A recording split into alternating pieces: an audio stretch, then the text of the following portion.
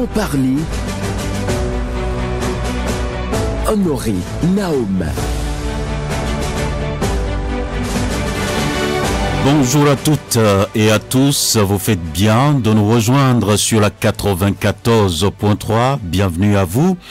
Le 9 juin prochain, les professionnels des médias au Bénin sont appelés aux urnes pour élire leurs représentants devant siéger à la 7e mandature de la Haute Autorité de l'Audiovisuel et de la Communication. RAC, l'ouverture de la campagne marque une phase décisive où, bien entendu, les candidats à l'assaut des 3 sièges des conseillers tiennent donc des propos mielleux pour se faire vendre aux yeux des électeurs. Sur les réseaux sociaux, chacun développe sa stratégie. Mais quels sont les vrais enjeux de cette élection pour les professionnels des médias au regard des réalités actuelles de la profession? Question que nous allons poser à notre invité de ce dimanche, qui se penchera aussi sur les défis à relever pour de nouveaux jours de la presse béninoise sous la forte pression du numérique. Docteur Wenceslas Maoussi, bonjour à vous. Bonjour, monsieur le journaliste, bonjour. Voilà. Chers auditeurs, et même je vais dire téléspectateurs parce que c'est de la radio filmée. Tout à fait. Merci. Alors, vous êtes journaliste enseignant, maître assistant des universités du CAMES, en sciences de l'information et de la communication, spécialiste des pratiques infonumériques et médiatiques. Je précise que vous aviez occupé le poste de directeur adjoint honoraire de l'INSTIC, l'École nationale des sciences et techniques de l'information et de la communication de l'université d'Abomey-Calavi de 2019 à 2022. Merci d'avoir accepté notre invitation. À nouveau. C'est moi qui vous remercie de cette invitation. Et à chaque fois, quand il y a des sujets, des thématiques qui concernent mes qualifications, dès lors que vous m'appelez, et dès lors que j'ai écrit récemment que quand le débat monte et qu'on vous invite, vous pouvez descendre dans l'arène. Je suis là pour apporter mes éclairages et mes convictions sur ces sujets-là. D'accord. Merci beaucoup à vous. À la mise en onde de cette émission, Ghislain Agbangba. À la prise de vue, Job Chipé, et à la présentation, Benjamin Honoré Naoum. Et comme toujours, le standard sera ouvert dans une quarantaine de minutes pour vous permettre, bien entendu, de poser vos questions au numéro 40 11 17 18 ou, bien entendu, le 50 52 52 73. Et bien évidemment, ce numéro 50 52 52 73 vous permet également d'envoyer des questions courtes via WhatsApp. Nous retrouvons donc notre invité pour entrer dans le vif du sujet, pour dire tout simplement comment ça se passe avec les étudiants. À l'université, ça se passe très bien. Oui. Vous savez que quand on est enseignant et qu'on fait la recherche aussi, c'est de faire en sorte qu'au quotidien, ce que vous apportez dans la transmission du savoir soit au fait de l'actualité, des faits, de l'actualité de la discipline et aussi des défis contemporains de la société. Et c'est pour ça que tous les jours, nous attelons à faire cet exercice pour rester collés aux défis émergents de notre société dans les domaines de la communication, de l'information et bien entendu du digital. Nous sommes dans une société aujourd'hui en pleine mutation technologique. Le numérique nous a envahis et au quotidien, donc de notre lit jusqu'aux toilettes, nous sommes avec le smartphone certainement. Toute notre vie aujourd'hui, même la vie économique, pour payer aujourd'hui, on est avec le digital. Et donc, et voilà que ça devient donc un objet de tous les jours. Et aussi objet d'étude pour nous autres qui nous investissons dans ces champs-là. Parce qu'on se retrouve devant une situation où tout le monde est devenu auditeur aujourd'hui. Même la bonne dame du marché produit et diffuse. Oui, et ça c'est la... digitaux, Ça c'est ce que nous avons appelé le web social, qui est arrivé depuis 15-20 ans maintenant, qu'on appelle le web participatif, qui fait en sorte que tout le monde devient producteur de contenu. Les Anglais parlent de UGC, User Generated Content. C'est-à-dire la capacité que tous les usagers ont, tous les consommateurs du digital ont, de produire du contenu. Et ce web social-là, ce web participatif est devenu même un enjeu ou même un défi pour les journalistes d'aucuns ou d'autres pensent qu'on peut parler de journalisme participatif, mais surtout, il faut faire attention que monsieur tout le monde ne produise pas tout ce qu'il veut pour diffuser comme il veut. De ce point de vue-là, le journalisme aujourd'hui est un peu en but à ça. On ne peut plus, si on ne fait pas attention sur le cyberespace, on ne peut plus distinguer si c'est un journaliste, si c'est un commerçant, si c'est même un arnaqueur. Donc voilà autant de défis que nous attelons dans nos réflexions. D'accord, merci beaucoup pour ce préalable et nous revenons donc sur le sujet d'actualité, c'est bien entendu l'élection des représentants qui vont siéger à la RAC 7e mandature. Donc les politiques vont faire leur choix, mais les journalistes sont appelés bien entendu à désigner ou à élire également leurs représentants au sein de cette institution. Alors je voudrais vous demander, mais la 6e mandature de la haute autorité de l'audiovisuel de la communication, vous en tant que professionnaliste, chercheur et autres, quel regard vous portez bien entendu sur cette mandature? Pour moi, cette mandature, la 6e, a été au fond une mandature de transition. D'accord. Parce que si vous regardez l'histoire, donc des médias, l'histoire même sociopolitique du pays, nous étions en 90 à la conférence nationale. Et en ce moment-là, on a décidé de mettre en place ce qu'ils appelaient le CNAC, un Conseil national de l'audiovisuel et de la communication, pour permettre de faire préfigurer les tests qui allaient installer la haute autorité de l'audiovisuel et de la communication de façon théorique, tout de moins, en termes de loi organique, en 1992. Et il aura fallu juillet 1994 pour qu'on ait la première mandature de la RAC. Et après, on a eu plusieurs mandatures, on a eu la 6e. Et quand on a la 6e, les questions donc du digital, les questions de régulation dans ce sens-là, étaient déjà là. Quand on regarde bien la loi 2015... Et de fermeture d'organes. Très bien. C'est ça.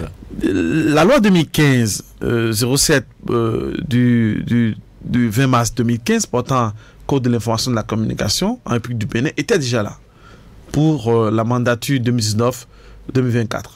Donc la mandature précédente est restée un peu à cheval sur cette loi-là. Et déjà, cette loi, en son article 12, prévoyait ce que nous appelons la régulation multisectorielle. C'est-à-dire que la RAC doit pouvoir être le régulateur du contenu et l'ARCEP va être le régulateur du contenant. D'accord. Et nous voyons de plus en plus aujourd'hui, c'est vers cette régulation multisectorielle que nous tendons vers cette régulation multisectorielle. Et donc la RAC qui est en train de finir a essayé, autant que faire se peut, de rester un peu collé à cette disposition de la loi 2015, donc du Code de l'information et de la communication. Et a essayé aussi de tenter de réglementer un peu la profession, mais n'a pas vraiment pu. Et c'est pour ça que quand on observe bien, vers la fin de la mandature, et sur ce que même la mission spéciale que le chef de l'État a confiée à cette mandature, le 12 janvier 2023, celle des réformes des médias.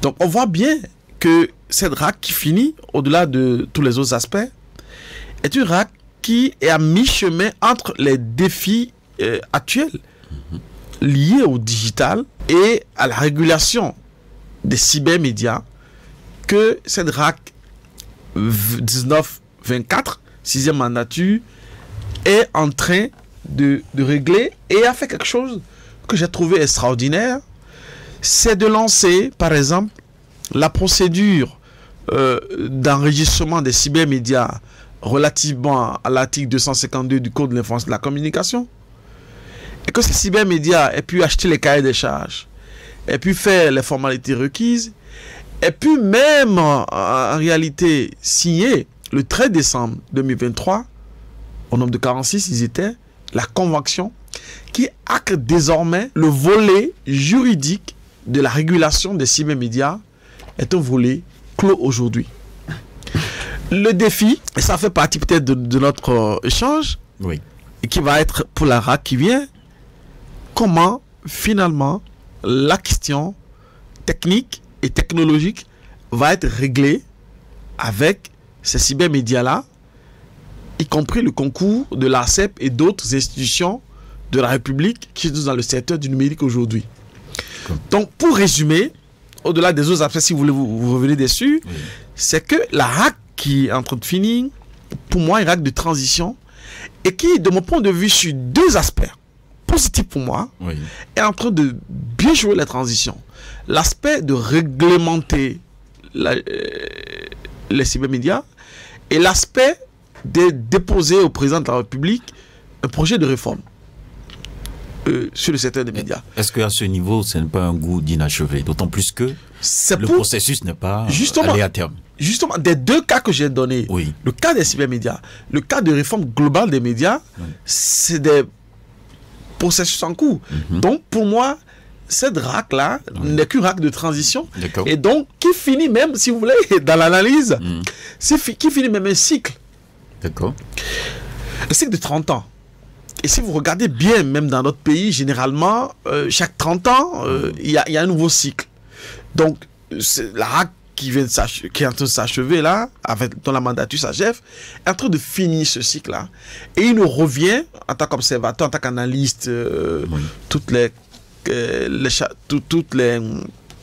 qualifications qu'on va mettre, ou tous les chapeaux qu'on va mettre pour analyser, de constater, en dépit de ce qu'on peut leur reprocher, qui sont une RAC de transition, et nous devons nous appuyer sur des éléments de transition positifs qu'ils ont pu apporter pour embrayer sur la 7e mandature. D'accord. Et comment vous avez vu l'apport ou la touche, un tant soit peu, des professionnels des médias au sein de cette institution? Ils sont 3. Même si en cours de route, celle qui est chargée du volet technique s'est retrouvée finalement à l'Assemblée nationale. Mais comment vous avez vu l'impact? Est-ce que vous pensez que vraiment les représentants des professionnels des médias ont joué vraiment un rôle au sein de cette institution? Avant de venir sur l'émission, j'ai essayé de revisiter un travail gigantesque fait par, je crois, Noël Alagbada sur l'histoire des médias au Bénin. Et je me suis rendu compte que quand on regarde donc depuis 1994, les journalistes ont été même 2 fois, je crois pas 2 fois, à moins de me tromper, hein. René Dossard, je crois Paoletti bien aussi, en tout cas, ont été même présidents de la RAC. Et dans ces RAC-là, donc de 1994 jusqu'à la RAC dont j'ai parlé de transition, vous avez généralement 5-6 journalistes, des diplomates, des instituteurs, mais ça n'a pas fait en sorte que les journalistes qui étaient, soit ils sont tenaillés, soit ils font ce qu'ils peuvent. Parce que ne l'oublions pas, et c'est pour ça qu'il faut même peut-être refonder la RAC, c'est une institution républicaine où on y va en tant que conseiller de la République, même si vous partez avec un parcours professionnel dans le domaine des médias, dès lors que vous arrivez là-bas, vous devenez conseiller de la République. Et vous décidez, au regard de votre parcours, de vos connaissances des défis et des enjeux, vous décidez pour la République. D'accord. Et en décidant pour la République, si vos mandats, vous devez aussi les défendre. Donc, je ne voudrais pas qu'on fasse une vue de sorte que quand on y va, même si on est 2 ou 3, même si on est 6, on doit pouvoir emporter sur l'ensemble des conseillers. C'est 9. Et les politiques en désignent 6. Même si les professionnels élisent 3, et j'ai vu les 2 dernières RAC, donc 2004 jusqu'à 2014, que même l'Assemblée nationale désignait des journalistes ou des communicants, et qui siègent, et ça fait globalement environ 5 ou 6 de professionnels des médias. Et généralement, le vice-président, la vice-présidence est confiée aux professionnels des médias. Nous avons vu le cas Edouard Loco, même Agapi Maforican, Feu Clément Ronetin, aussi, etc., était vice-président. Ce que je voudrais voir, ceux qui sont professionnels et qui y vont, c'est de voir sur les débats techniques, la carte de presse, les débats techniques, ouverture des médias, fermeture des médias, quelles ont été leurs positions, quels ont été leurs argumentaires, même si parfois les délibérations ne sont pas publiques. Si à chaque fois qu'ils ont l'occasion de prendre position publiquement sur un fait technique, quels ont été leurs regards et leurs positions. Ainsi, la coopération comprendrait que, quand bien même ce qui est technique, ce qui va de soi, ils n'ont pas pu honorer cela. Sinon, il va être très compliqué de vouloir juger, à moins que toute la RAC soit composée de professionnels des médias. D'accord. Parce que parfois, il faut voter. Moi, j'ai vu, il y a même des élections récemment à la RAC, et j'ai compris que 2 professionnels étaient en lice, et c'est un autre qui a pris le pas. Ce professionnel qui a pris le pas, c'était eu le soutien des politiques. C'est-à-dire ceux qui ont été envoyés par les politiques dans cette RAC-là. Donc, parfois, c'est une institution dont les ressorts derrière sont aussi politiques. D'accord. Et on le voit tous les jours aussi. Alors, quand on se retrouve à épouser un peu votre analyse, est-ce qu'on doit dire maintenant que les professionnels des médias attendent trop de leurs représentants, la RAC? Ah oui. Ah oui. Écoutez, mais qui est plus technique de l'université. Oui. Bon, on dit désormais à l'université, vous faites un dossier, on vous présélectionne, vous faites un entretien et on vous nomme à ce qu'on a appelé les hautes fonctions universitaires de gestion. D'accord. Là, c'est plus forcément une campagne que vous faites. Mais dès lors que vous arrivez à ce poste, dont vous avez été nommé après un conseil des ministres, dès lors que vous arrivez à ce poste, vous êtes obligé de respecter les politiques publiques, les lignes qui sont tracées, tout en conservant l'élément technique qui est de votre ressort. Okay. Donc, envoyer des gens, pour revenir sur le cas de la RAC, et estimer qu'ils sont là-bas en termes de syndicats, c'est une vue erronée. Je peux vous dire, là, je vais vous donner mon point de vue personnel. J'ai vu beaucoup de débats, j'ai vu beaucoup de d'élucubrations, j'ai vu beaucoup de réflexions, j'ai vu beaucoup de gesticulations parfois. Et je me suis dit, mais est-ce qu'on comprend même l'institution, la RAC dont nous parlons? À moins que ce soit des considérations personnelles, partisanes, parce que je veux que Pierre, Paul ou Jacques y va, dès lors que ce n'est pas Pierre qui est mon ami ou Jacques qui est mon cousin, etc.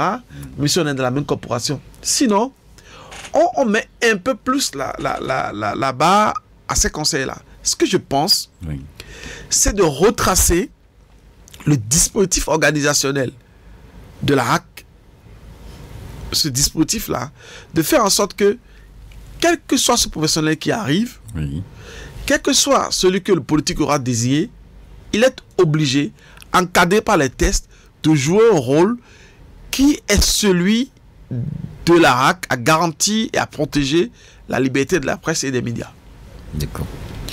Si on n'a pas fait, et qu'on pense que on a un collègue, on a un professionnel, et au regard de nos amitiés, au regard de la manière peut-être dont il a fait la campagne, etc., et on le lit, on peut être déçu après. J'ai vu un collègue, je peux le dire, je crois Vianney Hassani, a fait un papier en disant qu'à la fin, justement, c'est un individu ou une personne qui est finalement, qui a une sorte d'ascension sociale en étant là-bas. Ça donne cette impression-là. Alors que ce qui est normal dans toute république, vous avez fait un métier, vous avez fait une profession, 10 ans au moins, comme l'indiquent les tests. Vous pouvez faire 15 ans, 20 ans pour d'autres.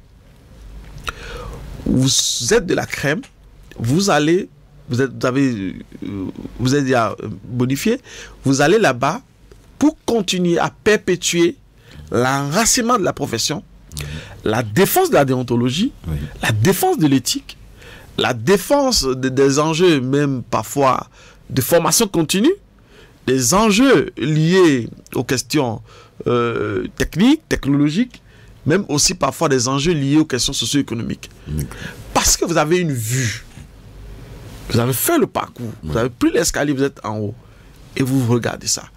Donc ce n'est pas qu'on y va parce qu'on a un avantage de la République. Et je vois un débat récemment, si vous voulez, je donne mon point de vue dessus. Oui, allez-y. Si les tests de la République donnent la possibilité aux gens de faire 10 ans comme le président de la République, de faire plusieurs mandats, pourquoi on va vouloir dire que 5 ans, c'est 5 ans? Je ne vois pas. Personnellement, quand j'ai vu ça passer... De l'analyse de certains, cette modification est intervenue au cours de ce mandat et donc les nouvelles dispositions ne devraient pas être appliquées, bien entendu, à ceux qui sont là. Donc il y a eu quand même plein de débats, comme vous l'aviez mentionné, donc, sur la question. La loi dispose pour l'avenir. Oui. Et la loi, quand elle est douce, quand elle profite à l'individu, je crois qu'elle n'est pas rétroactive, en fait. Voilà. Si elle est douce, voilà. Les tenants des questionnements pertinents, j'y reviendrai. D'accord. Où j'en parle. Quand ils disent... Oui. Puisque si vous voulez, je rappelle les dispositifs hein, pour que ce soit clair dans l'esprit de tout le monde. Allez-y. Les enjeux pour ces élections, sur cette question-là, oui, c'est la modification de la loi constitutionnelle, la révision constitutionnelle qui est intervenue en novembre 2019. Qui a touché les tests de l'ARAC. Et qui a déjà dit que, à son article 143, donc au niveau de la Constitution, que le mandat des membres de l'ARAC est un mandat renouvelable. Voilà, une seule fois.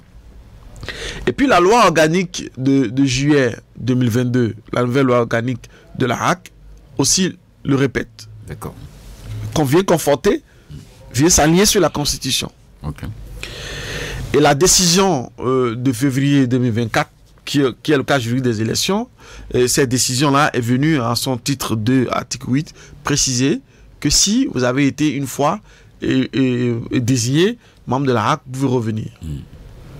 En disant que vous présentez tout simplement votre décret de nomination. Voilà. Ce qui est tout à fait normal. Oui. Mais ce que redoutent les défenseurs de cette ligne, c'est que un conseiller comme Agapi, Mafolican, Napoléon, Edouard Loco et d'autres, Richard, Maïndé, qui ont été une fois. Enfin, j'essaie de les citer parce que c'est les plus en vue que j'ai là, reviennent maintenant dire, parce que c'est renouvelable, nous voulons être encore candidats. Et quand ils ont fait cet argument-là, on voit bien que ça pouvait poser un problème. Mais en réalité, c'est la loi. Il revient encore une fois de retourner à l'Assemblée nationale et de corriger cette loi-là et de lui dire très clairement que cette loi, en donnant une précision, que ça concerne exactement ceux qui sont rentrés dans la mandature dont j'ai appelé la mandature de transition. Voilà. Mais je n'ai pas vu. Ils sont suffisamment avertis. Je n'ai pas vu ceux-là poser leur candidature. Mais ça n'a pas suffi. Les gens sont allés dans les juridictions, etc. Bon, je crois qu'on a des juges quand même de certains niveaux. Les décisions sont rendues sous toute réserve. Il ne s'est passé encore d'autres. Jeudi passé, il devait encore avoir des verdicts. Je ne sais pas si c'est fait. Mais je crois, toute proportion gardée, toutes les tentatives pour estimer que cette disposition était illégale ont révélé que c'est une disposition qui tient dans les bottes des tests que nous avons actuellement. Donc je pense que l'heure maintenant est à la campagne et il faudrait mettre dans l'esprit, si un test de loi accorde la possibilité à des professionnels de faire 2 mandats, pourquoi pas?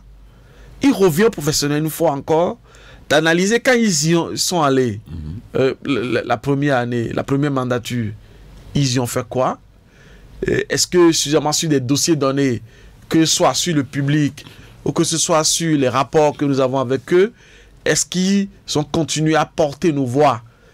Et là, en ce moment-là, on peut porter le choix sur d'autres candidats qui sont tout autant valables, parce que arrivé à ces niveaux-là, ceux dont j'ai vu sur la liste sont tout autant valables que ceux qui étaient aussi donc, dans la mandature précédente. D'accord. Et maintenant, quand vous regardez, tant soit peu, ceux qui sont candidats là actuellement et qui vont donc solliciter le vote de leur père journaliste, qu'est-ce que vous en dites? Est-ce que les candidatures là vous rassurent? Alors, je fais... On va pas se mettre à... Non, je fais deux analyses. Je ne vais pas donner des listes. J'ai regardé encore la liste Oui. ce matin. J'ai vu qu'il y a un désistement du côté donc, de la presse écrite. Donc, il y a 3. Et du côté de l'audiovisuel, il y a 3. Du côté des techniciens de télécommunications, il y en a environ 7.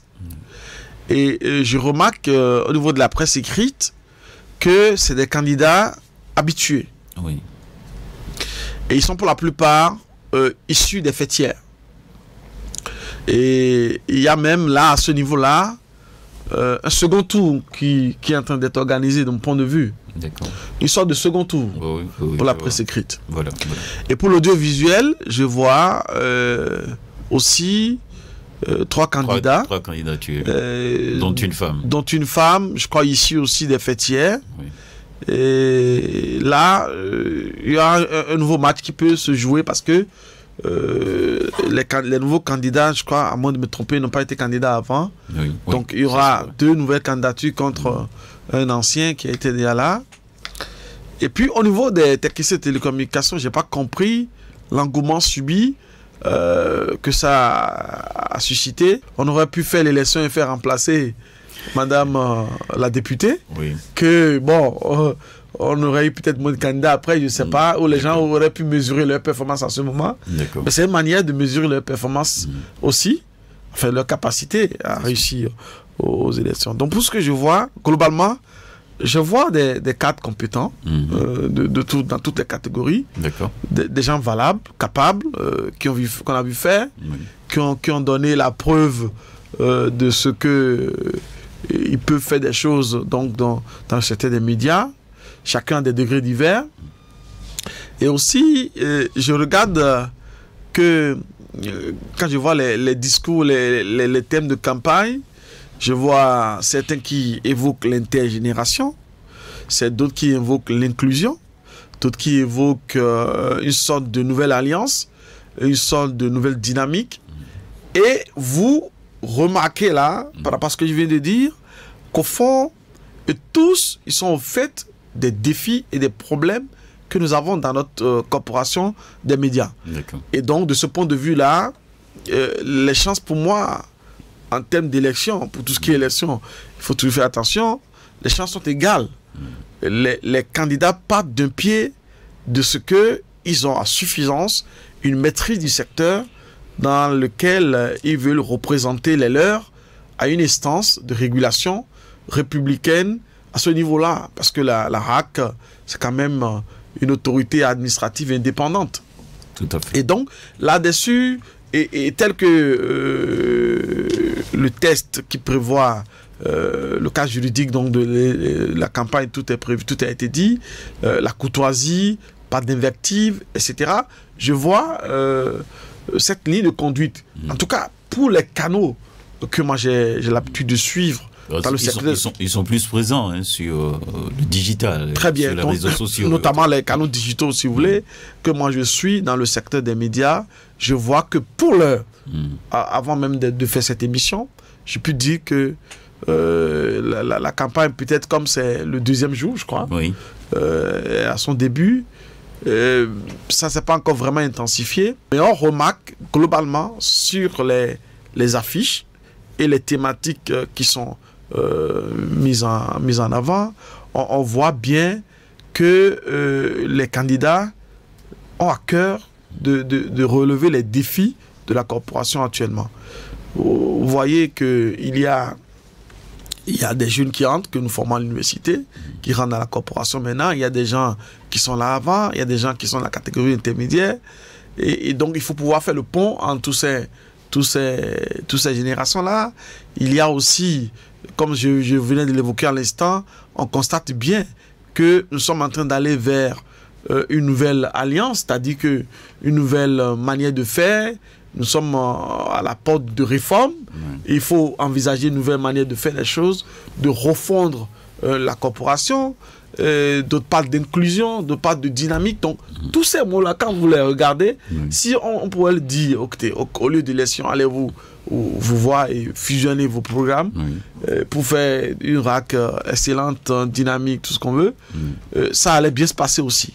Mais c'est les élections qui ont été prévues, donc les élections auront lieu donc le 9 juin, on verra de tous ces projets-là, les meilleurs qui vont remporter la mise. Alors, on est ici vraiment dans une corporation. On n'est pas dans le ouïa-ouïa des politiciens et autres. Oui. Donc, il y aura donc la phase élection. Mais après, il faut quand même qu'on soit ensemble pour défendre cette corporation. Alors, qu'est-ce qu'on doit préserver? Parce qu'il y a des normes à respecter, bien entendu, au cours de cette campagne. Mais qu'est-ce que les candidats là doivent préserver au-delà de tout? Bon, j'ai vu, je crois, est-ce que c'est le directeur de campagne, dont je peux l'appeler ainsi, d'un candidat parler de la préservation de la confraternité. En matière de déontologie dans toute corporation, donc la déontologie, c'est ce qui est lié à la corporation, les principes et les règles qui gouvernent une corporation. Et en cette matière-là, il y a un principe sacro-saint dans tous les codes métiers, qui est la confraternité. Donc, ce n'est pas parce qu'aujourd'hui, nous sommes en lice pour une compétition, pour nous représenter à un niveau supérieur, que nous allons aller à des niveaux où nous allons nous manquer de strict minimum de la confraternité entre nous. Ça va rester. Ce qui va rester aussi, et que moi je vois, il n'y a que 3 places disponibles pour l'élection. Il y a peut-être aussi 2 autres ou 3 autres places disponibles pour les politiques. Et il y a parmi les professionnels des médias, certains qui sont proches de politique, ils peuvent aussi se faire désigner par les politiques. Prendre ce couloir pour se faire désigner.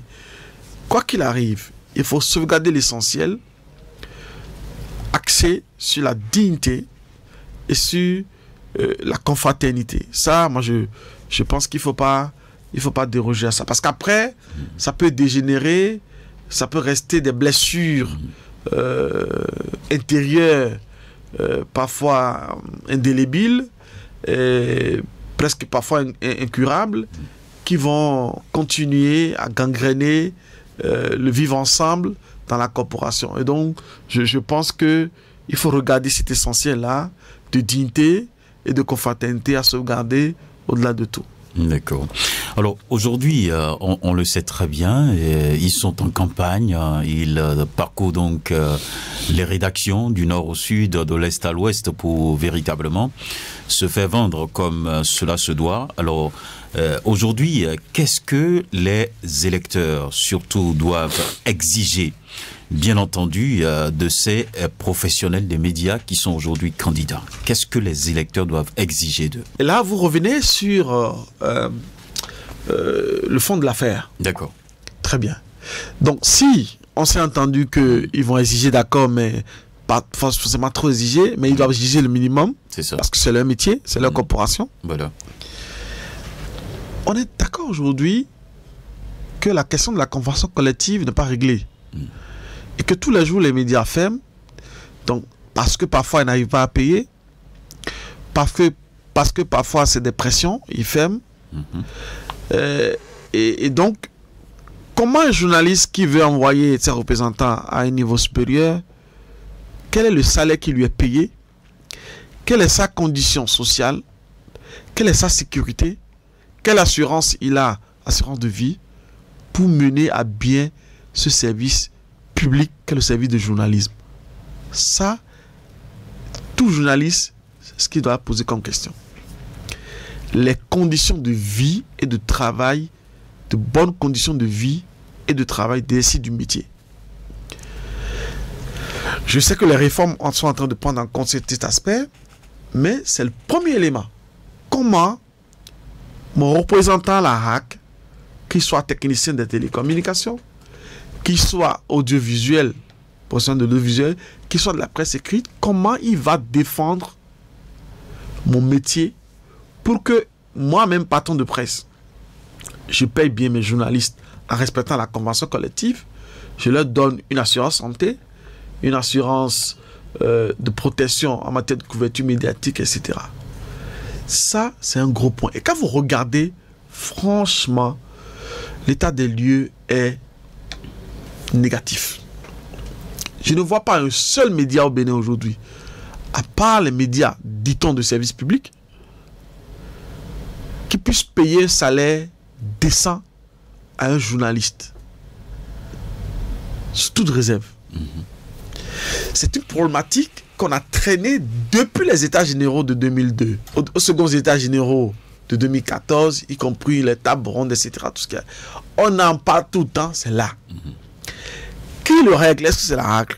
Est-ce que c'est la corporation elle-même? Il faudrait que ce débat revienne, ou cette thématique, ou ce sujet, revienne à l'ordre du jour des réformes.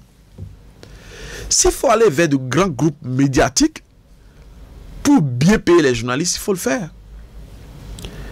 Ça, c'est le volet social, socio-professionnel du journaliste, c'est un volet très important. Ça, c'est le premier point. Oui. Le deuxième point, c'est qui est journaliste aujourd'hui? C'est un peu lié à ce que j'ai dit. Et comment il est formé? Comment il fait sa formation continue? Comment il évolue? Il se spécialise, tout ça. Est-ce que nous allons évoluer vers un ordre des journalistes? Est-ce que... Donc, je pose la question donc au candidat. Est-ce qu'en arrivant à la HAC, est-ce qu'il y aura des réformes dans ce sens pour qu'on ait une corporation solide, comme les avocats, comme les huissiers, les médecins, etc. Les architectes. Les architectes. Oui. C'est important de savoir que n'importe qui se lève, il a 1 giga ou bien 0 giga ou bien demi giga, il fait un test, il balance, il est journaliste. Non, il faut arriver à ennoblir davantage ce corps de métier. C'est d'abord, c'est un métier noble. Donc, il faut davantage à faire en sorte qu'il y ait même un registre. On ne serait même pas en train de poser la question de liste électorale, etc. Il y a un registre permanent. Oui. Actualisé. Vous sortez de l'école. Vous avez fait votre soutenance à l'école de journalisme, ou les écoles, bon, ça dépend, si on est dans le privé. Mais depuis 15 ans, quand même, l'État béninois a une école qui marche. Donc, si vous sortez de l'école publique, vous sortez maintenant, vous faites votre stage professionnel, vous rentrez au registre de votre profession. Oui. Avec les spécialisations aux besoins, s'il y en a.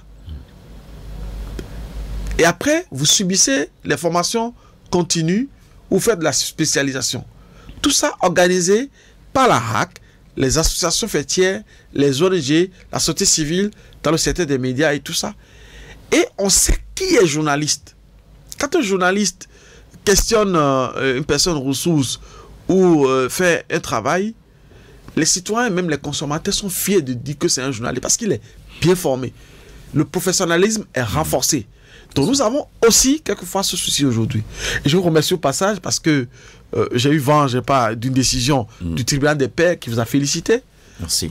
Dans votre travail. Et c'est de ça qu'on a besoin. Au-delà donc de ce travail d'autorégulation, qu'on ait des professionnels, qui est la régulation, donc ceux qu'on va envoyer là-bas, et à cœur ce même souci de renforcement du professionnalisme donc des collègues journalistes. D'accord.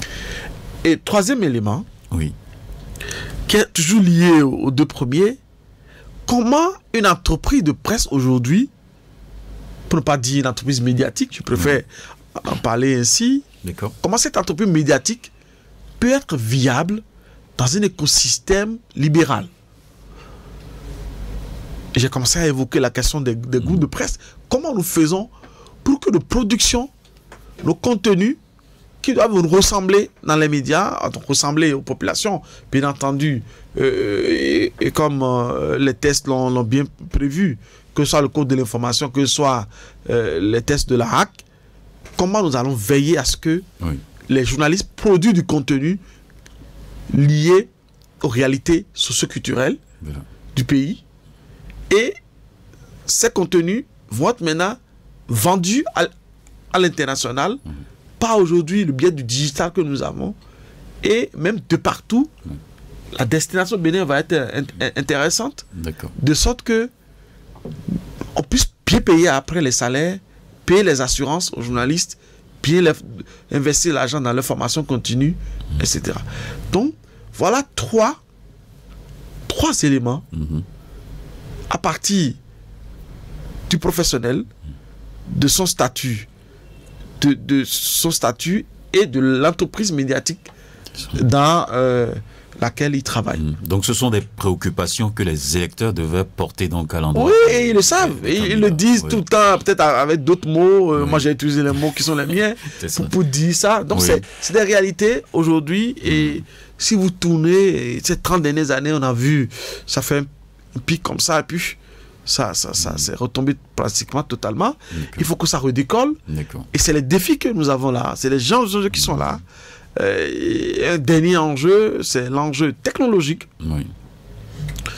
Que je mets en bonus de ce que j'ai dit. C'est le digital aujourd'hui. Comment le digital à la fois, qui est un couteau à double tranchant, comment nous l'utilisons, surtout du bon côté, pour tirer le meilleur profit et faire en sorte de nous prémunir contre les autres aspects, la question de la désinformation, les questions de protection des données personnelles, les questions du cyberdélinquance, etc., qui sont des deux aspects que les médias aussi doivent pouvoir savoir utiliser pour aider les populations à ne pas tomber sous les filets de cyberarnaqueurs, etc. D'accord. Alors, ça fait un défi. Effectivement. Alors, si nous prenons appui sur ce développement du numérique, quel doit être aujourd'hui, avant de donner la parole aux auditeurs, quelles doivent être, selon vous, les priorités de cette profession? Je dis bien, j'insiste là-dessus, en mettant appui sur, bien entendu, le digital, le développement, l'intelligence artificielle et tout ça. Non, le premier niveau, c'est le niveau de la formation. D'accord. C'est d'être préparé à entrer, on y est déjà. C'est d'être préparé à mieux apprivoiser cet outil, à l'utiliser dans le cadre professionnel et à pouvoir en jouir et avancer de façon exponentielle dans nos productions. Que ce soit l'intelligence artificielle, que ce soit tout ce qu'il y a autour aujourd'hui, il faudrait faire en sorte de savoir ce que c'est. Par exemple, l'intelligence artificielle ne reconnaît pas toutes les localités de nos pays. Si vous n'avez pas été formé à ça, si vous lui posez une question, rédigez-moi tel article, faites ce qu'on appelle un prompt engineering, donc une requête, et que vous lui dites de me faire, si vous n'avez pas bien fait vos requêtes, et que vous ne connaissez pas la localité du pays, il vous sort un papier, un pré-papier, il peut dire, erroné. Si vous ne faites pas filtrer dans les rédactions et autres, vous sortez un papier erroné après. Et là, vous tombez dans la mésinformation, ou dans la désinformation, ou dans la malinformation. Ça dépend de là où vous vous placez, si vous n'êtes pas mal intentionné.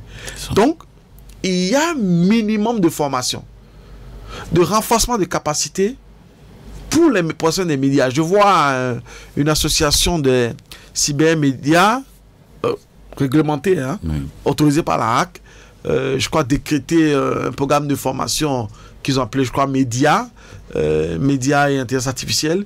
Je crois que c'est une bonne chose. Pour que nous puissions prendre le côté positif de cette intelligence artificielle et augmenter soit nos productions, nos rentabilités en matière même financière au besoin, mais toujours rester professionnel dans les règles éthiques et déontologiques. Parce que l'intelligence artificielle, par exemple, c'est un robot, et la boîte est entraînée n'importe comment, il ne pourra jamais remplacer l'humain. Et donc l'humain vient toujours pour y apporter son esprit d'humain pour faire la part des choses. Donc c'est pour ça que je pense que le premier élément, c'est la formation. Alors, nous allons donner la parole, bien entendu, aux auditeurs qui nous suivent actuellement. Et donc, ils vont pouvoir poser des questions à notre invité. Et après ça, on reviendra donc sur le plateau pour répondre à ces questions. Donc, vous pouvez noter comme moi les questions pour qu'après, on puisse apporter des réponses. Auditeur, bonjour. Oui, la fréquence municipale de Cotonou, bonjour. D'accord. Sébastien Yonrosso. Oui, exactement. Nous vous écoutons. Et je salue votre invité. Aujourd'hui, vous parlez de vous-même. Nous sommes dans votre marigot. Et pour ne pas trop vous attaquer, parce que, bon, je vous laisse d'abord, et je commence par ma question. Première question, est-ce que la HAC joue réellement ce pourquoi elle est là. Parce que quand on voit la définition de la HAC, autorité de l'audiovisuel de la communication, elle devrait être avec les organes et être les éveiller, mais pas pour les combattre. Est-ce qu'elle joue réellement ce rôle-là? Puisque les hommes sont là. Et deuxième préoccupation, on vous appelle quatrième pouvoir ou bien troisième pouvoir. Je crois que c'est quatrième pouvoir. Est-ce que les organes de presse peuvent fonctionner sans l'accord ou subvention de l'État, l'accompagnement de l'État? Parce que tous les organes ont des budgets. Et c'est sur ça, les organes premier, deuxième, troisième. Et pourquoi quatrième pouvoir n'a pas de budget pour les soutenir? Vous êtes là, les organes sont là. C'est ça qui les amène dans ce que nous constatons. Et troisième préoccupation, depuis 1990 ou 91, si ma mémoire est bonne, que la HAC a été créée, elle a été toujours, ou elle est toujours un instrument dans la main des dirigeants pour combattre les rares organes de presse qui se veulent être libres pour jouer leur rôle. Et quand il y a élection, on attend les journalistes dire quand nous on sera là-bas, on va changer ça, on va faire ci. Mais une fois qu'ils sont là-bas, ils ne font plus rien. Et les mêmes choses qu'on manque. J'ai dit depuis 1990, puisque les exemples sont là. On avait vu assister à la guerre entre le Béninois libéré et la HAC en son temps. Ces derniers temps, vous voyez Golf FM, pour ne pas parler du Soleil FM, je laisse Soleil FM pour ne pas indisposer d'autres. Et Golf FM est fermé pour musique conservatoire. C'est la HAC qui a fait ça. Musique conservatoire. Et ça n'a pas un délai. Musique conservatoire, ça n'a pas un délai. Ça veut dire que ça va durer autant que la HAC veut. D'accord. Merci beaucoup à vous, Sébastien Yonkrossou, pour votre question. On va prendre un autre bonjour. Monsieur Benjamin Naoum, bonjour. Valentin Ayonou. En directeur de Thionville commune de Sénécoudi. Nous vous écoutons. Bonjour à notre invité. D'accord. Monsieur Naoum, je dois vous remercier par rapport pour ce sujet, ce débat au studio ce jour-ci. Et pour ne pas tourner autour de la jarre, je voudrais dire à tous les hommes de presse, est-ce que vous vous aimez réellement? Si vous vous aimez réellement, cette fois-ci, si j'étais journaliste, j'allais dire que je ne vais pas participer cette fois-ci aux élections au niveau de la HAC. Je ne voudrais pas que les hommes de la presse envoient leurs représentants au sein de la HAC. Pour seule raison, vous donnez, c'est vous-même qui donnez de l'âme à vos éléments pour vous abattre au sein de la HAC. Pourquoi je le dis? Essayez de voir les chaînes de radio et télévision qui sont fermées un peu partout. Les pères de famille qui sont envoyés au chômage. En cas de mesures conservatoires. Attendez, la mesure conservatoire doit durer combien de temps? Suivez-moi très bien. Vous fiez de voir, vous, un patriote journaliste, au chômage. Envoyer au chômage des gens qui ont fait 10 ans, 20 ans, dans un organe de presse, qui sont renvoyés comme ça, avec leur famille. D'accord. Est-ce que ça donne de la joie? Vous n'allez pas faire le débat tout seul. On a compris votre préoccupation. Est-ce que vous avez une autre préoccupation? Merci. D'accord. Merci beaucoup à vous. Valentin Ayonou a fini de poser donc sa question. Nous allons prendre un autre intervenant pour poursuivre. Bonjour. Bonjour, monsieur Naoum. Oui, votre nom? Bernard Fabi. Nous vous écoutons. Je salue votre invité. D'accord. Et j'aimerais poser quelques questions. La carte de presse des journalistes, pourquoi ça prend du temps à être délivré? Ou c'est les journalistes qui commencent par faire du bruit avant qu'ils ne reçoivent ça? Ensuite, le groupe de presse La Gazette du Golfe a été sanctionné pour une durée indéterminée. Qu'est-ce que vous pensez par rapport à ça? Parce que il y a des pères de famille qui sont là, des mères de famille qui sont là, mais tout est bloqué depuis pas mal de temps et la HAC ne dit rien. Ensuite, les journalistes ou représentants des journalistes sont siégés à la HAC. Est-ce qu'ils font vraiment ce pourquoi ils sont là ou bien ils y vont pour leur propre intérêt? Ce sont mes questions. Merci à vous. D'accord. Merci beaucoup à vous, Bernardin Fabi. On a quelqu'un d'autre? Ah oui. Bonjour. Oui, monsieur Naoum et son invité, Paul Soudaton, vous salue. D'accord, nous vous écoutons. Ainsi que votre technicien. Oui. Ma première question, quelle lutte vous, les journalistes, vous êtes en train de faire? Ma question s'adresse à vous deux. Pour faire la différence entre le journaliste et l'animateur, parce que nous constatons que la plupart des animateurs sont en train de prendre les pas sur les journalistes sur les antennes. Et ça, il faut le corriger. Deuxième lutte, quand est-ce que nous allons envoyer des journalistes comme des envoyés spéciaux, sur les autres chaînes que nous constatons à l'extérieur? La chose existait avant. Mais aujourd'hui, c'est le fiasco. Et pour terminer, ça concerne la HAC même. Quand est-ce que vous allez mener toute une lutte pour que la HAC soit HAC? Que ça ne devienne pas toujours la HAC? Donc vraiment c'est un constat chez nous ici que nous, leaders d'opinion, nous posons des questions. C'est mes questions du jour. Jonathan, vous remercie. Merci beaucoup à vous. On va donc poursuivre. S'il y a quelqu'un d'autre en ligne, on va le prendre. On va donc recevoir quelqu'un. Bonjour. Oui, bonjour monsieur Naoum. Oui, bonjour, monsieur Basile. Adjakije Basile. D'accord, nous vous écoutons. Oui, oui, je salue votre invité. D'accord. Et ça tombe très bien. Ah bon? Oui, oui. Vous le cherchez avant. Nous vous écoutons. Le problème de la HAC, c'est très important pour nous. Ok. Il faut voir la situation que la radio Golf est aujourd'hui. La radio Golf, il y a une radio privée aussi au Burkina Faso. Ils sont fermés en même temps.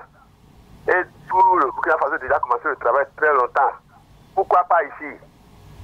Pourquoi pas? Alors, les RAC, c'est les journalistes qui sont réunis là-bas pour dire qu'il est RAC. Pourquoi ne pas travailler comme il le faut? Moi, ça me tombe si c'est politisé, il n'a qu'à le dire. On va comprendre. Parce que ce problème, ce n'est pas un problème de gouvernement. Est-ce que le président Talon connaît le problème de journalistes? Non, il ne connaît pas, il n'a pas fait sur la formation. Maintenant, qu'est-ce qu'on fait exactement pour faire que Radio Golf a commencé à faire son travail? Parce qu'il y a plus de 100 personnes qui sont à la maison maintenant pour manger, avec des enfants à la maison. C'est pas possible.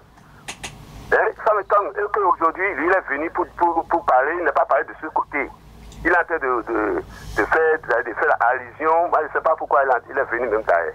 Il faut corriger les choses. Vous parlez de l'invité? Vous parlez de l'invité? Oui, oui. Ah. Qu'est-ce qu'il dit exactement pour les journalistes qui sont à la maison? Moi, je l'ai invité pour les élections à la HAC. Donc, si vous avez des préoccupations, vous posez. Mais vous avez raison. Oui. Mais ça ne dit pas qu'on ne veut pas lui dire la vérité. Il faut corriger de côté. Pour que les journalistes aussi soient à l'aise dans le pays. Les enfants sont à la maison. D'accord, on a compris. Merci et bonne journée à vous, M. Basile Adjakije. Donc, aussi sur la question du groupe de presse La Gazette du Golfe. Il y a un autre intervenant, on va prendre, sinon on reviendra au plateau pour répondre aux questions. Bonjour. Oui, Benjamin. Oui. À quoi sur Froide? C'est lui-même. D'accord, nous vous écoutons. Je vous salue votre invité. D'accord. Je salue toi aussi. Merci. Moi, ma première question est que oui. C'est eux qui forment les journalistes. Et c'est eux qui forment les gens qui vont représenter les journalistes à la HAC. Le travail ceux qui vont là-bas, là, est-ce que c'est les journalistes vraiment qui vont là-bas? D'accord. C'est les journalistes. C'est la deuxième question. Est-ce que c'est les journalistes même qu'on envoie là-bas? Deuxième question est quoi? Chaque fois, s'ils ont dit qu'il y a une radio qui a fait une erreur, s'ils ont fermé, qu'est-ce qui est pour la HAC là? Comment il court et on peut essayer de ouvrir des radios? D'accord. À tout à l'heure. Merci beaucoup à vous. Je parle bien entendu qu'ils cherchent à savoir si ce sont de vrais journalistes qu'on envoie à la RAC. Ou... Donc, bonjour. Bonjour. Bonjour. Nous vous écoutons. Merci, je salue votre invité. Oui. Vous savez, élection à la HAC, c'est chaque fois que les élections sont arrivées à la HAC qu'on entend les journalistes tenir des discours comme des politiciens. C'est vrai que les journalistes ne sont pas loin des politiciens. Et on les entend et disent voilà, votez pour nous.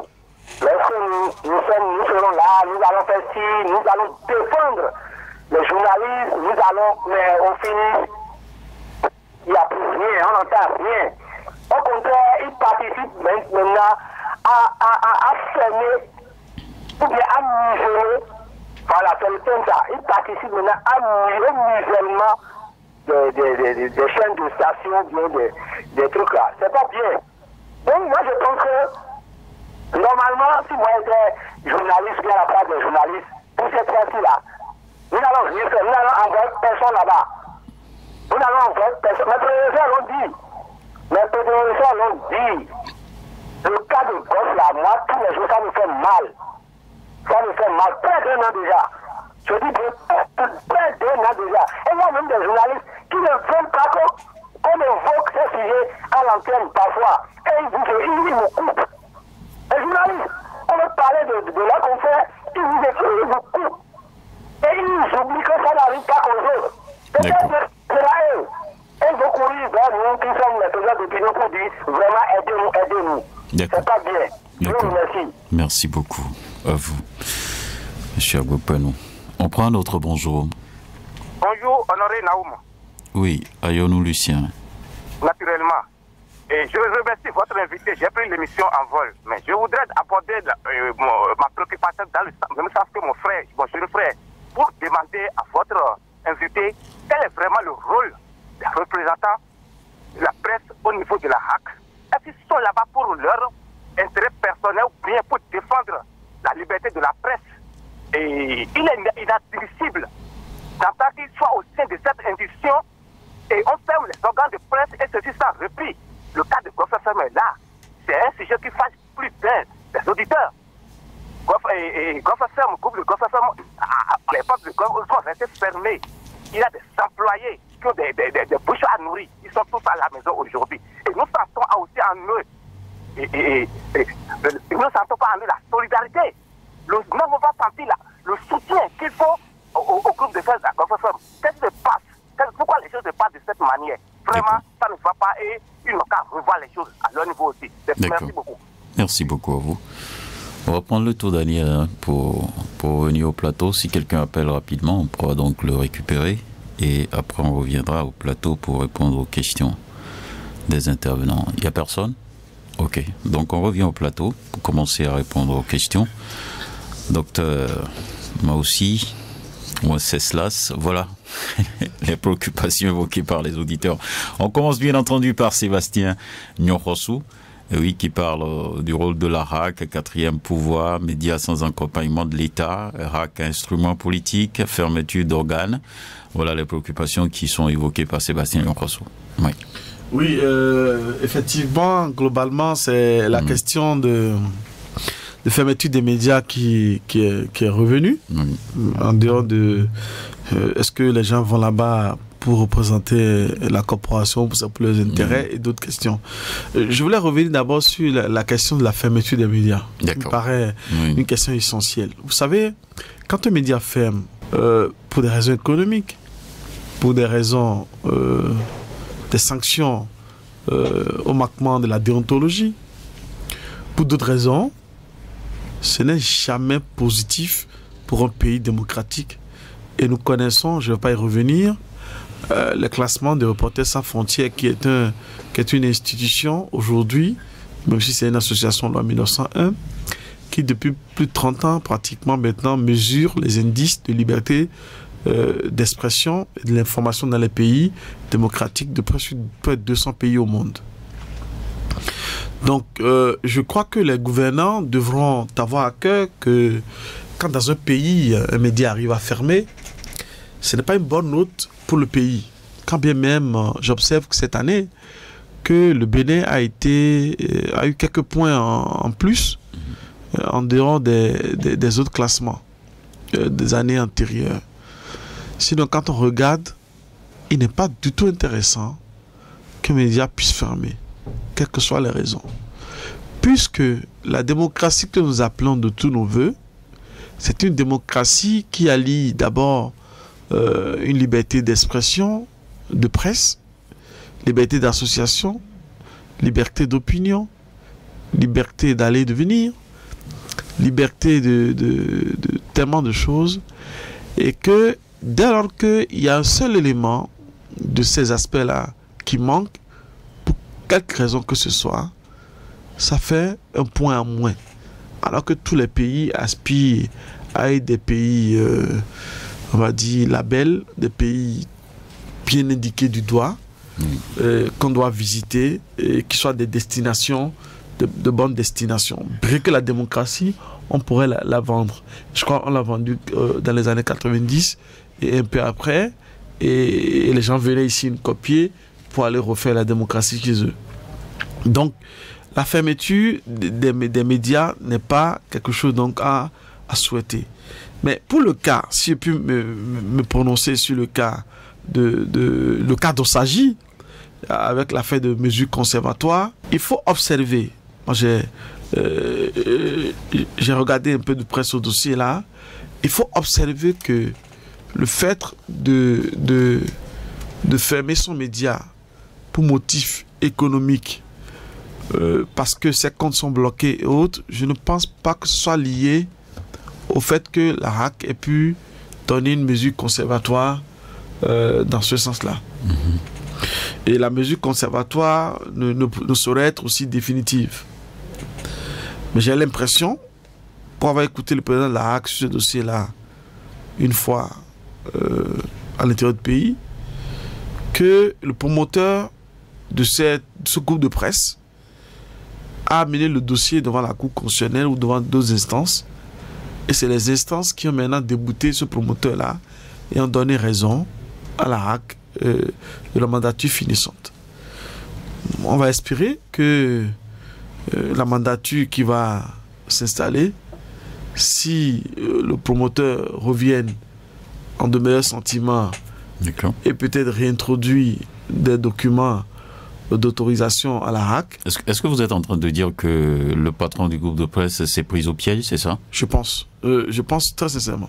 Qui s'est pris au piège? Sous toute réserve, pour les éléments que moi j'ai, je pense qu'il s'est fait piéger. Ah bon? Je pense. On a porté plainte. Oui, si vous allez là-bas et que c'est juridiction de l'État, la plus suprême, et on vous dit que les autres ont raison, qu'est-ce que vous voulez? Fini. Voilà. Donc je pense qu'il faut expliquer, parce que les auditeurs sont revenus plusieurs fois déçus, et j'ai l'impression qu'ils ne sont pas toujours au fait de la précision des faits. C'est ça. Il faut toujours fouiller pour savoir, même si on peut considérer ou on peut entrevoir, attendant de considérer qu'il peut y avoir des mains invisibles. Je ne parle pas des mains invisibles, des entourloupes politiques. De toutes les façons, sur le plan juridique, et on sait que bien le droit est le porte-parole de la politique. Ce qui est sur le plan juridique est clair, que lui-même allait là-bas et on a dit que les autres avaient raison. D'accord. Alors, il y a des gens qui ont proposé que, au regard de ces difficultés-là que rencontre la presse, qu'on boycotte l'élection des journalistes devant siéger à la 7e mandature. Est-ce que c'est une bonne méthode? Non, j'ai mis ici chaise vide. La politique de la chaise vide n'a jamais vraiment fait évoluer les choses, à moins que vous soyez dans une position où vous avez vraiment la majorité. Vous avez des marges de manœuvre. En ce moment-là, si sans vous, on ne peut pas faire la RAC, on sera obligé d'aller vers vous pour faire la RAC. Je n'ai pas encore vu ce cas de figure, ça va être peut-être un précédent. Que les associations se lèvent pour dire, mais là maintenant, on a dit stop, on n'y va pas. Si telle chose que nous avons réclamé, l'aide de l'État à la presse, telle chose, tel financement, telle chose que nous réclamons, on n'a pas, c'est pas la peine pour nous de continuer de dire d'aller siéger à la RAC. Si c'est dit de cette manière-là, avec une masse critique, avec quelque chose qui monte, ça peut donner des effets. Mais une institution de la République qui est déjà huilée et vous n'y allez pas parce que vous ne voulez pas désigner, c'est pas très commode. Mais ça peut arriver. C'est pas élégant. C'est pas élégant. Donc, point de vue... D'accord. Et celui qui cherche à savoir si c'est de vrais journalistes qu'on envoie là-bas? Les tests sont clairs. L'article 8 que j'ai cité du 4 juillet de février 2024 là, dit qu'il faut être journaliste d'au moins 10 ans. Voilà, il faut avoir sa carte de presse, etc. Et donc, c'est des journalistes qu'on envoie. Les journalistes qu'on envoie, je ne sais pas pourquoi ils posent la question, c'est des journalistes. Bon, sauf que... Peut-être des journalistes, mais ils cherchent à savoir si c'est vraiment des journalistes. Oui, c'est des journalistes. Mais c'est ce que j'ai expliqué. C'est un journaliste qui va. Oui. Quand il va là-bas, il porte la toge. Le mot, je l'ai choisi finalement. La toge, donc, du conseiller de la République. Ça. Il n'est plus journaliste en ce moment. Il n'est plus journaliste en ce moment. Il est conseiller. C'est le journaliste qu'il a eu à faire pendant un moment, avec sa compétence, avec son niveau, qui sont comme une promotion pour lui d'aller siéger, de continuer à réfléchir pour ses pairs. Mais en ce moment, il va là-bas, il est conseiller de la République. Et conseiller de la République, je l'ai lu même, je crois, dans les lois organiques de la RAC et dans d'autres textes de loi. Il y a beaucoup de choses, le devoir de réserve, la discrétion, il y a pas mal de choses qu'il enferme. Qu'il enferme et il devient comme dans un carcan. Et s'il ne sait pas jouer bien le rôle, on le méconnaît. Et je pense que c'est ce qui arrive à beaucoup. D'accord. Alors aujourd'hui, quand on voit la RAC, comment arriver à enlever de l'esprit des citoyens, comment dirais-je, cet embrigadement politique? Parce que beaucoup regardent la RAC comme un instrument politique. Comment on fait? Ou bien il faut l'accepter? Les médias façonnent les esprits, les médias façonnent l'opinion publique. Ça dépend de comment on part de zéro, on commence à expliquer ce qu'est la RAC aux citoyens, à ceux qui nous écoutent, pour dire, ah, voilà, elle est là pour garantir, protéger, sécuriser la liberté des médias, de la communication dans notre pays. Oui. Mais voilà les règles qui gouvernent le vivre ensemble entre RAC et professionnels des médias et nous-mêmes citoyens. Et que les citoyens eux-mêmes, dans toutes nos langues, comme l'a si bien dit l'article 40 de notre Constitution, qu'on ait tout ça dans nos langues ou oralement, qui sachent que voilà ce que les textes disent. Et que quand un professionnel des médias fait mal, et quand un média fait mal, la RAC prend une décision qui s'est expliquée, sans leur expliquer, pour dire voilà pourquoi il a fait ça, expliquer dans les langues, vous allez voir que les populations elles-mêmes ne vont pas dire que la RAC est une râche, mais plutôt la RAC est une institution qui garantit la liberté et qui la protège. Donc j'ai l'impression qu'il y a un biais informationnel, un biais cognitif dans l'appréhension de ce que cette institution, même parfois par les journalistes même, n'apprennent même pas au plus haut niveau, au plus haut degré, ce qu'est la haute autorité de la communication. Et moi j'ai vu passer, ça va être l'un de mes plaidoyers à moi, j'ai vu écrit communicateur, ça n'existe nulle part dans aucun test, sauf peut-être quelque part dans une loi organique, ça n'a pas de contenu. Même le code de l'information et de la communication que nous avons fabriqué en 2015, on n'a jamais défini ce que c'est que celui qui est communicateur. Jamais. Ça n'a pas été fait. Voilà des choses qu'il faut corriger. Et je crois que le gouvernement a prévu à son PAG2 la correction de ces lois-là. Et donc, il faut corriger ce qu'on peut corriger. Pourquoi on ne mélange plus? Il y a monsieur qui a parlé d'animateur, de journaliste, c'est vrai. Il faut clarifier. Regardez dans un test code de l'information de la communication qui date de 10 ans bientôt maintenant, donc ça fait 9 ans épuisé là en mars dernier, où on dit qu'un grogneur est assimilé à un journaliste. Donc c'est un peu comme si on leader d'opinion. C'est un peu comme si on assimile un web activiste à un journaliste.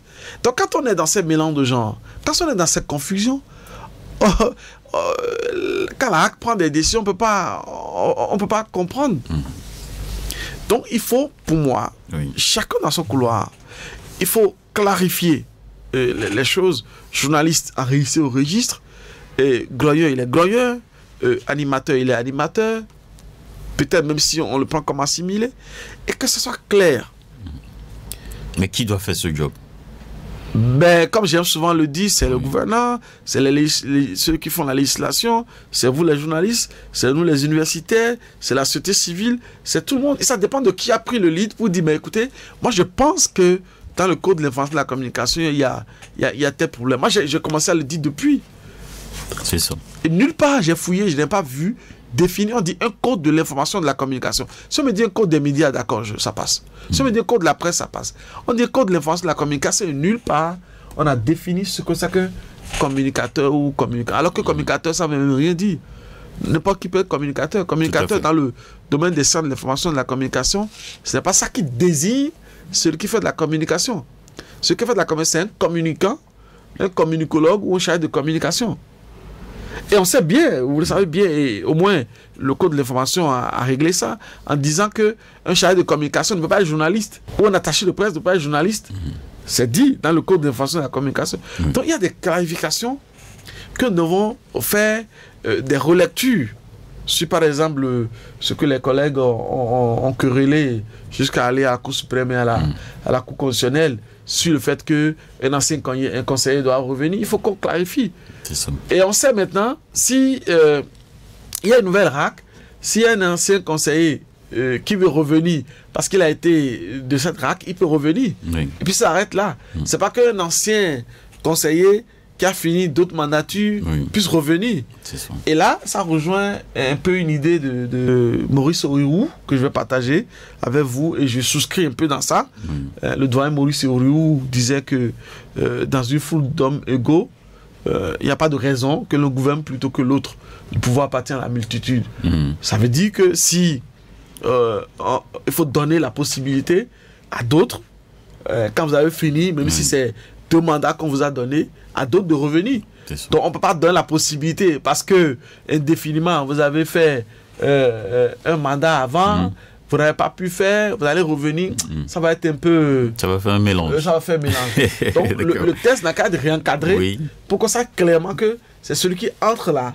S'il fait un, il peut faire un deuxième et c'est fini. C'est ça. Voilà. Et s'il n'a pas pu faire un deuxième, bon, je ne sais pas s'il faut qu'il revienne. Qu'il revienne. Mais parce que il y a... Parce que ceux qui sont en compétition là maintenant, s'ils échouent, ils peuvent dire que 5 ans après, ils vont encore poser leur candidature. Donc il faut que le test soit vraiment clarifié à ce niveau-là. D'accord. Voilà, donc je pense... Ok, je prends une question maintenant envoyée par WhatsApp de Gaëtan Kokoroko Baïdiado qui dit « Bonjour le journaliste, première question. Pourquoi à chaque régime, malgré la présence des professionnels à la HAC, les entreprises de presse ont toujours des difficultés ?» Ça, c'est largement la question qu'on a donc abordée. Il dit pourquoi... Comment il s'appelle? Gaëtan Kokoroko. Ok. Voilà, il dit pourquoi à chaque régime, malgré la présence des professionnels à la HAC, les entreprises de presse ont toujours des difficultés. Il faut voir tout l'écosystème de la question du financement des médias. Il faut voir tout l'écosystème. Un média, il faut voir comment le média se finance. Le média, c'est un bien de service public, un bien de la communauté. Donc en réalité, chaque pays, chaque gouvernement doit se dire, voilà ma part pour les médias, soit pour la promotion de nos pays. Pour la France, RFI et France 24 ne relèvent pas du ministère de la Communication, ils relèvent des affaires étrangères pour se positionner, pour vendre la France à l'extérieur. C'est le regard de la France. Le regard de la France sur le monde. Voilà. Et donc, c'est chaque pays qui décide. Et donc, ils sont financés, c'est le budget, même je crois qu'ils doivent être en grève maintenant, je ne sais pas trop. Donc, c'est le budget de l'État qui finance.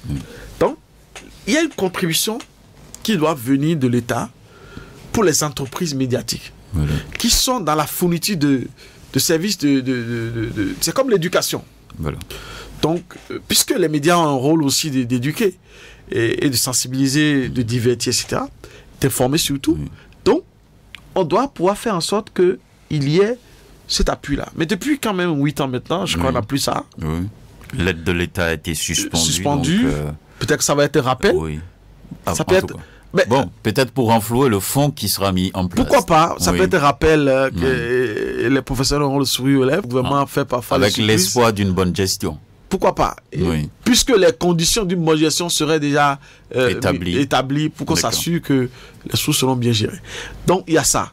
il y a aussi ce que vous produisez vous-même et la rentabilité que ça donne parce que vous avez de l'audience, il y a un modèle sur ça, vous avez de l'audience et donc vous drainez des publicités et vous avez des moyens. D'accord. Après, il y a les abonnements et puis il y a ce que vous vendez si c'est imprimé, un journal imprimé. D'accord. Il continue pour sa deuxième question. Il dit voilà que Golf est fermé juste pour une chronique et des Béninois se retrouvent au chômage. Qu'en pensez-vous alors que la CEDEAO a fini cette histoire de coup d'État? Donc pour lui, donc la CEDEAO a fini donc de considérer donc le coup d'État du Niger et donc il va falloir donc revenir. Est-ce qu'on peut faire un lien parce que la CEDEAO a finalement accepté le coup d'État que systématiquement la RAC aussi doit lever sa sanction? Non, je vous ai expliqué tout à l'heure que on ne sait pas comment, je crois, je ne sais pas si c'est le promoteur lui-même, comment ça s'est retrouvé, une requête s'est retrouvée devant la Cour constitutionnelle. C'est ça. Et c'est ce qui s'est passé de mon point de vue. Effectivement, les auditeurs qui posent les questions doivent poser ces questions parce qu'ils n'ont pas forcément tous les éléments d'analyse du dossier. D'accord. Afin de CEDEAO, c'est fini. Okay. Mais il y a une décision qui a été rendue au Bénin.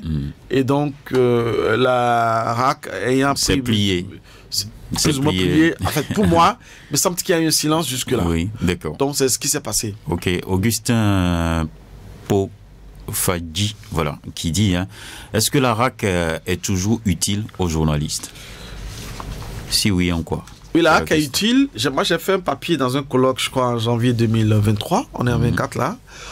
Sur les fausses nouvelles en démocratie. Et je suis arrivé à la fin de mes perspectives en disant qu'il faut renforcer la RAC en faisant en sorte de labelliser les médias. D'accord. C'est-à-dire que la RAC va permettre de mettre en place un programme pour labelliser les médias.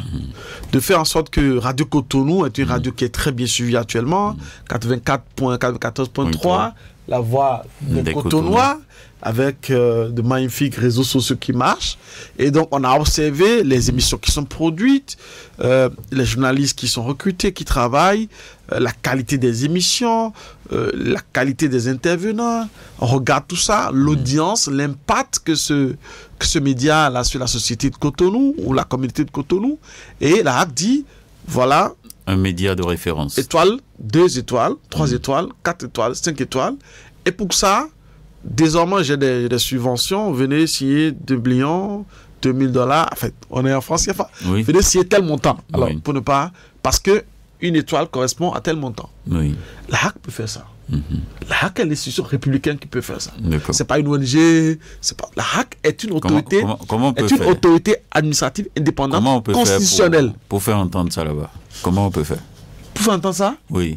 Mais la RAC le sait. juste que ceux qui l'animent maintenant, ou que ceux qui vont l'animer. D'accord. La transition est en train de finir. Ou ceux qui vont l'animer, pour qui on fait l'émission là, c'est pour l'élection de la 7e mandature. Non, en fait, ce que je dis, comment on peut faire là-bas pour que les étoiles là soient griffées aux médias? Justement, il suffit de mettre en place le programme. Bien sûr, la RAC fait le monitoring, la RAC suit tout ce que nous faisons, la RAC suit. La RAC suit tout.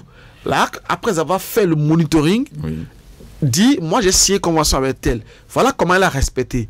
Voilà ce qu'il a fait de qualité. Quand j'ai fait le point, premier, deuxième, troisième, c'est ça. Les 5 premiers là, voilà, je leur donne temps. Les autres, je leur dis, continuez. Ça va encourager, ça va susciter l'émulation à faire en sorte que on va moins percevoir la RAC comme quelqu'un qui a une rage que quelqu'un qui a une carotte. D'accord. Donc, il faut, ça va être la politique du bâton et de la carotte. D'accord. Donc, on ne va plus voir le bâton dans la main de la RAC. D'accord. Merci beaucoup à vous. Moi, je pense très sincèrement, je l'ai dit, et je permettez de terminer sur ce coup en disant que ça va permettre aussi de clarifier le paysage des cybermédias aussi, puisque la RAC a autorisé les cybermédias. Cette labellisation va aller là-bas. Parce que vous allez voir de plus en plus maintenant le pullulement de sites internet d'information. On ne sait pas d'où ils ont les... Mais quand vous dites cybermédias, il ne faut pas que ça fasse peur aux auditeurs. Cyberjournaux, c'est les journaux qui sont autorisés, à diffuser en ligne. En ligne, ils ont signé 3 ans avec la RAC le 13 décembre dernier. C'est d'eux que je parle. Donc, la labellisation va aussi là-bas pour faire en sorte que on fasse la différence entre les sites d'information simples. La labellisation peut avoir même un petit macaron. Quand on voit un site avec le macaron de la RAC, on sait que c'est un site labellisé. D'accord. Il y a Binazon Joël qui dit bonjour et demandez à votre invité si vraiment la presse béninoise est libre. Oui, pour moi, la presse est libre, mais elle est tenaillée entre beaucoup de contrats signés avec le gouvernement, des partenaires et d'autres opérateurs économiques. Et en faisant ça, la liberté au sens de Reporters sans frontières n'est plus totalement garantie. Il n'y a plus une sorte d'indépendance quand vous avez signé un contrat avec des parties prenantes. Si un jour vous arrivez à faire un papier, à une production sur ces parties-là, vous risquez de ne pas voir votre contrat renouvelé. Et donc de ce point de vue-là, c'est un peu délicat de le dire qu'elle est totalement libre au Bénin. Votre mot de fin pour clôturer cette émission. Et on revient bien entendu sur ce qui nous a permis de vous inviter. On parle bien entendu de l'élection des représentants des journalistes à la RAC à 7e mandature. Donc votre mot de fin là-dessus, avant de sortir de ce studio. Je voudrais vous remercier de dire que c'est un honneur qui m'est fait d'opiner sur cette RAC qui arrive. Ce que je vais appeler, moi, la RAC du renouveau. D'aucuns pourraient l'appeler la RAC de la nouvelle alliance. Mais moi, quand je ne connais pas l'alliance, je ne vais pas dire ainsi. Mais pour moi, c'est la RAC des réformes qui arrive. La RAC des réformes qui a besoin d'une inclusivité et d'un nouveau dynamisme. Dynamisme à la fois sur le plan technique, et aussi sur le plan technologique au regard des enjeux du moment, les enjeux digitaux, les enjeux du numérique, et dans un monde un peu crucial dans lequel on est, crise sécuritaire, crise alimentaire, crise climatique, crise sanitaire, etc. Et que le journalisme doit continuer à être un métier qui apporte des solutions à toutes ces crises-là, avec une RAC qui va rassurer. D'accord. Merci beaucoup à vous. Docteur Wenceslas Maoussi, vous êtes journaliste, enseignant et maître assistant des universités du CAMES en sciences de l'information et de la communication, spécialiste des pratiques infonumériques et médiatiques. Vous avez accepté donc venir sur ce plateau. À nouveau, merci pour votre passage sur Franc-Parler. Fidèles auditrices et auditeurs, nous vous disons également merci pour l'écoute et la participation. Était à la mise en onde Ghislain Agbangba. Job Chipé s'est occupé de la prise de vue et à la présentation Benjamin Honoré Naoum. Restez câblés. 94.3, c'est Radio Cotonou. Bonne suite de journée dominicale à vous et que Dieu nous garde.